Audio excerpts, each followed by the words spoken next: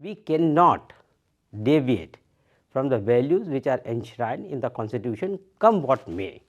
There may be political pressure, there may be some other pressure, there may be some inducement, but it is expected that as a good candidate for the civil services, you would take a stand on such values.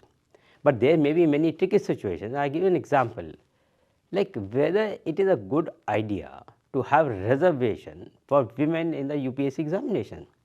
There may be two views, because large number of now girls are getting into the civil services. That means on their own they are able to get into the services, and that means there may not be a requirement for reservation. On the other hand, there is another view which says that if you can provide reservation to women in the parliament or in the state assemblies or in the, at the panchayat level, why can't you give reservation to women in the UPSC examination? You have to take a call, and this is what we teach you when you come for the mocks. Idea is to prepare you to face these questions fearlessly, frankly and confidently. Idea is not to give you knowledge. That knowledge you can always pick up through Google, through books and whole lot of other things. Idea is to give you some kind of an assurance, some kind of a confidence that you can tackle such tricky situation, and you do not appear to be nervous or not sure of your answers, or you are giving those answers which are not coming from your heart.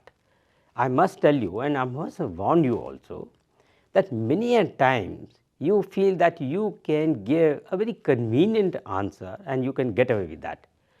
Interviewing panel consists of very seasoned people, and they understand this within a minute or two, and this is what we do during our mocks also. We have got a very good panel, and through this panel we would like to evaluate your personality, your character, your understanding of the constitution, your understanding of this country and its people.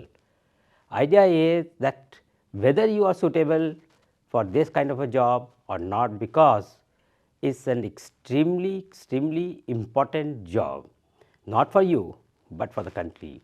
So, the country would like to have the best suitable person, best suited person for these services. So, I will stop here. Please look into these aspects and take your call. As you said, that psychological evaluation of a candidate is very important. You must have observed that in all senior and important organizations, whether it is Google or Facebook or Indian Army or Indian Defence or any other organization, and now in UPSC also, this element called psychological evaluation is extremely important, because you may face lot of situations where it would be required that you are able to take a very balanced view. You do not get swayed by emotions, you do not get swayed by very impulsive kind of decision. You should be able to keep a balance in the most difficult situations. I give you an example, like when Ayodhya mosque was getting demolished, what is right, what is wrong, what should we do? I know that because at that point of time I was in the control room of Lucknow on that very night. So, whole lot of pressure there is. Similarly, at the time of Mandal commission, we were the collector, and again there was huge pressure on each one of us how to tackle these Ram Bhakt, what should we do, how should we treat them, and that kind of thing. So, in government and especially in the Indian administrative services and other civil services, you will face many situations which would call upon you to take a very balanced and a decision which is in the interest of people and in the interest of the country, and which has to be within the four corners of rules, regulation and law, and especially the constitution. And that is why the psychological evaluation is very important, and that is what we try to evaluate during your mocks. And if there is any shortcoming, we would like to prepare you to face real interview at the UPSC.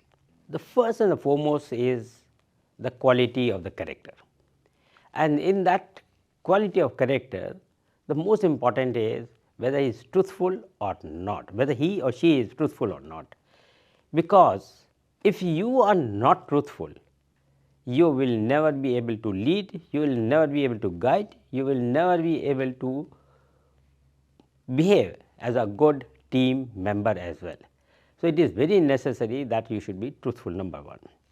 Secondly, that if you are not truthful, that means you are trying to give some answers which are not quite correct in the eyes of law, in the eyes of the rules and regulations, even in the eyes of the propriety. And it is very important, as Aristotle somewhere has said, that whenever you speak, there are three most, or whenever you are trying to influence somebody, and while you are a part of the civil servant, the most important aspect of yours is to influence people and to take them or navigate them to a particular course of action. And for that, three things are very important. First, your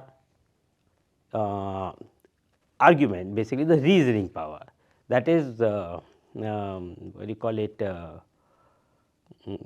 egos or the ethos and logos. First is logos, that means the logic, the reasoning, and second is your psychological, you should understand the psychological makeup of your audience. When you are talking to politicians, that is a different, when you are talking to your people or your team member, that is different, when you are talking to the citizen, then it is a different. So, you must understand that is basically the psycho. And the third is your ethos, your credibility. So, you evaluate person's credibility by looking into the answers